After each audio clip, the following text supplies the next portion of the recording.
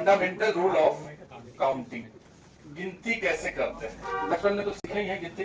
दो प्रकार का गिनती का तरीका होता है, अब वो केवल एक क्वेश्चन के लिए बता रहा हूं, ठीक है।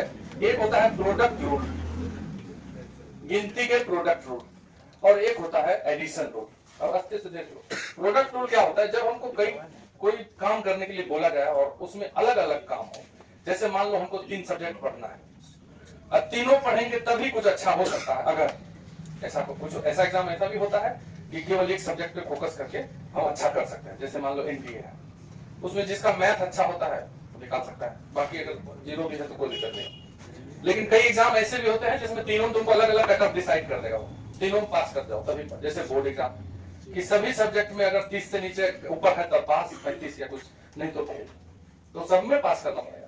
तो जब काम बहुत सारा हो और सबको करना हो तो उस समय प्रोडक्ट रूल लगाते हैं, और कैसे लगाते हैं ये हम समझाना चाहते हैं। इससे लोग खाली देखो प्रोडक्ट रूल क्या होता है। यदि मान लो कि हम बोलते हैं कि अपना कोचिंग है, यहाँ पे बैठे हुए हैं, ठीक है, और यहाँ से हमको जाना है कहीं, अब मान लेते हैं स्टेशन ही जाना है, कोई भेज रहा है, मान लो हम लोग काम करने वाले मजदूर हैं, तो कोई भेजेगा जो ऑनर है, अब उसका बात तो मानना है, बोलेगा स्टेशन जाना है तुमको सबको, ये स्टेशन, ठीक। लेकिन वो बोल दिया कि कहीं रास्ते में एक जगह रुक के कुछ टोकन लेना है तब जाना है, नहीं तो तुम डायरेक्ट चल भी गए उड़ के तो कोई मनना नहीं है, ये भी बोल दिया। एक जगह से कुछ उठाना है, पर्ची लेना है और तब जाना है स्टेशन। मान लो कोई बीच में वो जगह दे देते हैं, कौन सी जगह दे बताओ ना, दुकान का नाम बोलो ना, गोकुल पिज्जा वाला दे देते क्या, डोमिनोज, ये देखो डोमिनोज, ठीक है, अच्छा जगह भी है। बोला कि स्टेशन तो जाना है जी विजन से, लेकिन पिज्जा लेते हुए जाना है, ऐसे चले आए वहीं का लेना है, ठीक है, वहां जाके तब जाना है। तो यहाँ 2 काम बता दिया काम करने वाला, अब अस्थिर से सुनेगा, ठीक है एक ही काम फाइनल कि यहाँ सबको यहाँ जाना है, लेकिन वो ऑर्डर करने वाला एक और काम पकड़ा दिया, काम के अंदर काम। ऐसा होता है घर में भी कई बार होता है कि जबरदस्ती मम्मी बोल देगी ना ये भी काम कर लो, काम हम कर रहे हैं फाइनल, लेकिन उसमें 2-3 बता देगी छोटा छोटा, इसको कंप्लीट करो पहले। तो यहाँ कोचिंग से मान लो कि डोमिनोज जाने के रास्ते हैं, मान लेते हैं 2 रास्ते, मान ही लिया, ये मत सोचना कि दूर थोड़े 10-15 रास्ते जाएंगे, पहुंच जाएंगे कि सब गली जा सकते हैं, ठीक है, क्योंकि गली गली घूमना मेरा काम है। अब यहाँ से अगर स्टेशन जाना है तो स्टेशन जाने के मान लेते हैं कि 3 रास्ते हैं, कितने वो नहीं पता, ठीक है। तो यदि तुमको काम करने वाला बोला है कि जी विजन से स्टेशन जाना है लेकिन डोमिनोज होते हुए जाना है, तो ये भी बता दिया गया कि जी विजन से डोमिनोज के देखो 2 रास्ते हैं और जी डोमिनोज से स्टेशन जाने के 3 रास्ते हैं। तो अब क्वेश्चन ये है कि जी विजन से स्टेशन जाने के कितने रास्ते हैं, इसमें देख के बताना। यदि जी विजन से डोमिनोज जाने के 2 रास्ते और डोमिनोज से स्टेशन जाने के 3 रास्ते, तो क्वेश्चन ये है कि यहाँ से यहाँ जाने के कितने रास्ते दिख रहे हैं। तो इसे जनरल कंपटीशन में पूछेगा, गिन के बताओ जो गिन सकता है। चलिए 6 सही है, ठीक है, 6 ही दिख रहा है। अगर कोई बच्चा ये रास्ता चुना है, डोमिनोज गया यहाँ से, तो उसके 3 पॉसिबल वे है ना, है कि नहीं 3 रास्ता। और अगर कोई दूसरा बच्चा इधर से, उसके लिए भी 3 रास्ते हैं। कुल रास्ते कितने हैं, टोटल पॉसिबल रास्ता कितना है, 6 तरीका से हम जा सकते हैं स्टेशन। हमको अगर जाने, हमसे कोई पूछेगा तुमको कितना रास्ता दिख रहा है जाने का, तो तुरंत बोलेंगे देखिए ये 1, फिर ऐसे ही बीच वाला 2, फिर ऐसे ही नीचे वाला 3, अब यही बदल दिए ये और फिर उधर 3, तो 6 रास्ता हो गया। तो देखो प्रोडक्ट रूल क्या बोलता है, ये बताने का मतलब यही है कि मैट्रिक्स नहीं और भी ढेर जगह काम दे देगा। यदि हमारे पास 2 छोटे छोटे काम हैं और दोनों करने से हमारा फाइनल काम पूर्ण होता हुआ दिखाई दे, 2 छोटे छोटे काम, ये छोटा काम और ये भी छोटा काम, फाइनल काम हो गया यहाँ से यहाँ जाना, समझ रहे नहीं। लेकिन इस फाइनल काम में कितने काम, 2, दोनों करना है, यानी कि इस स्टेशन से इस स्टेशन जाना है और यहाँ से यहाँ जाना है, तभी फाइनल काम बना। तो हम दोनों को गिन लेते हैं, पहला वाला काम करने का कितना रास्ता है 2, और दूसरा वाला काम करने का कितना रास्ता है 3, और दोनों गुना कर दीजिए। यही होता है प्रोडक्ट रूल, ठीक है। प्रोडक्ट रूल क्या बोलता है, यदि छोटे छोटे वर्क है और सबको करना जरूरी है तब अपना फाइनल काम हो जाएगा, ये पता चलेगा, तो हम सब छोटे छोटे काम करने के तरीकों को गुना कर देते हैं, प्रोडक्ट कर देते हैं, उसी बोलते हैं प्रोडक्ट रूल, समझ गए। जैसे मान लो कि कोई बोलेगा कि चलिए इसमें हमको 2 रास्ते हैं, यहाँ से 3 रास्ते हैं, तो टोटल नंबर ऑफ रास्ता ways, total number of ways is equal to 2 into 3 that is 6। यानी कि यदि कोई बाद में भी तुम बड़े हो जाओगे तो कई जगह ये काम देगा, हमारे पास एक पॉइंट है ए, एक पॉइंट है बी और एक पॉइंट है सी और एक पॉइंट है डी। ए से डी पहुंचना है, बोलेगा कि ए से बी जाने के 2 रास्ते, बी से सी जाने के 3 रास्ते, सी से डी जाने के यदि 4 रास्ते हैं, बताइए ए से डी जाने के कितने रास्ते हैं? कितने रास्ते हैं? 2 गुना 3 गुना 4 कितना होगा? 24 रास्ता है ए से डी जाने का। समझ रहे हैं? टोटल नंबर ऑफ वेज इस केस में, ठीक है, टोटल नंबर ऑफ वेज, ठीक है, to reach point D from A कितना हो जाएगा?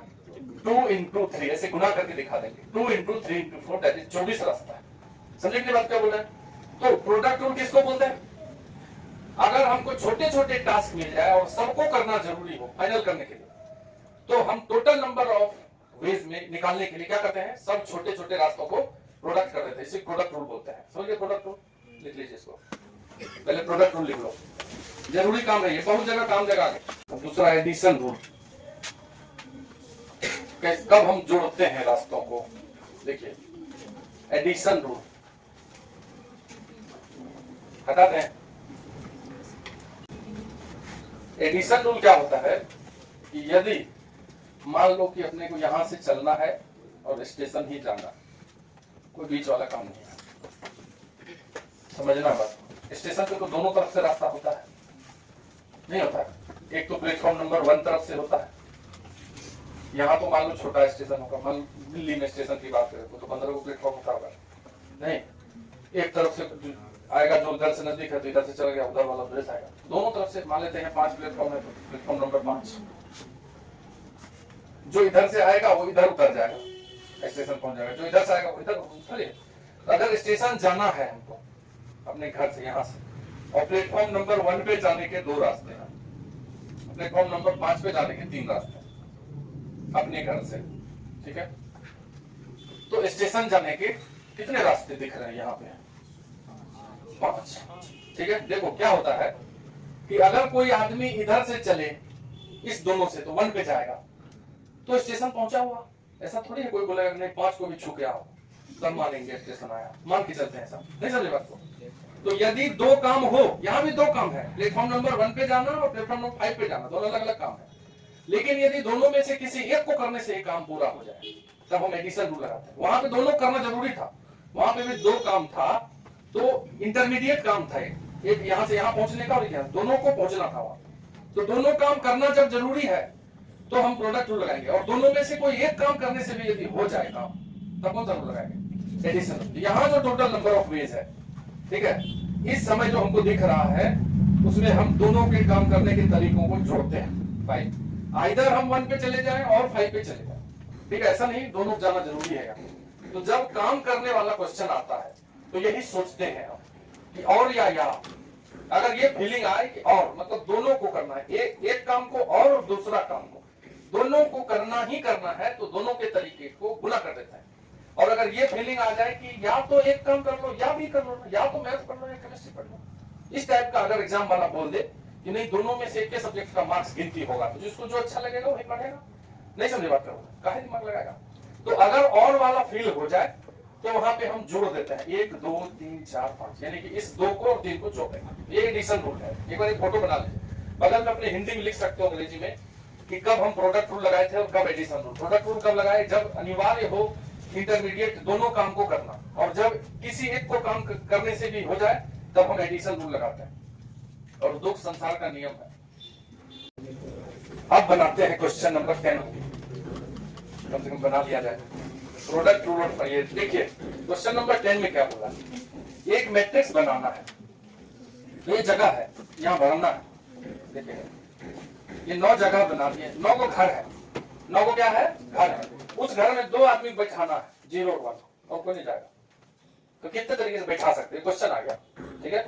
तो देखो 0 या 1 को तो पहला घर में बैठाते हैं, तो या तो 0 को बैठा देते हैं या 1 को, किसी एक तुम बैठाओगे, दोनों बैठा दो जाके, दोनों साथ में बैठेगा, समझिए। तो जहां हम या वाला फीलिंग लाते हैं वहां जोड़ते हैं, तो पहला वाला एकदम अस्थिर से समझना, लिखना मत, ये पहला बॉक्स है। पहला घर को भरने के लिए 2 रास्ते हैं, आइदर 1 और 0, 2 रास्ते भी समझ रहे, या तो कोई यहां से ऐसे 0 उठा के लेके यहां दे दे, बहुत अच्छा हो गया काम, या 1 उठा के भी दे देगा तभी तो या वाला आया कि नहीं, और नहीं हो सकता कि 0 भी और 1 भी, ऐसा आ रहा है नहीं।